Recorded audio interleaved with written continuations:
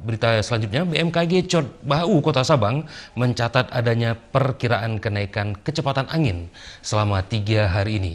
Sementara dampak kenaikan kecepatan angin telah berdampak pada tumbangnya sejumlah pohon yang ada di Kota Sabang. Berikut laporan selengkapnya. Dari analisa data BMKG Sabang, wilayah Sabang dan sekitarnya, kecepatan angin akan terus meningkat hingga 3 hari ke depan. Kecepatan angin diperkirakan akan mencapai 40 knot atau 76 km per jam dan pada angka ini sudah termasuk dalam kategori ekstrim. Kepala BMKG Sabang Siswanto melalui Prakirawan Halomoan Nasution menjelaskan peningkatan kecepatan angin akan berdampak terhadap kenaikan tinggi gelombang yang diperkirakan dimulai sejak tanggal 17 hingga 19 September 2018.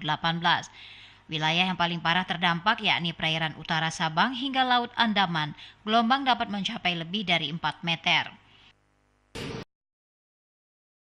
Akibat dari peningkatan kecepatan angin ini akan diikuti oleh kenaikan tinggi gelombang yang berkisar antara 2,5 hingga 4 meter, terutama untuk wilayah utara Sabang atau Kepulauan Andaman, tinggi gelombang bisa mencapai 4 meter. Sementara itu, Selasa malam sejumlah pohon tumbang akibat angin berkecepatan tinggi yang melanda Sabang. Sejumlah lokasi tumbang pohon diantaranya Tangga 7 yang nyaris menimpa pasar, juga di kawasan Panton menuju Pantai Ibo. Namun dengan kesigapan pihak terkait seperti tim BPBD, TNI Polri, Rapi, dan masyarakat, pohon berhasil dibersihkan. Ia juga menghimbau kepada seluruh masyarakat Sabang agar lebih berhati-hati saat melakukan aktivitas selama 3 hari ke depan dengan menghindari pohon-pohon tinggi, tiang listrik, serta baliho. Kepada nelayan dan pengguna jasa transportasi laut agar jangan memaksakan diri hingga keadaan cuaca kembali normal.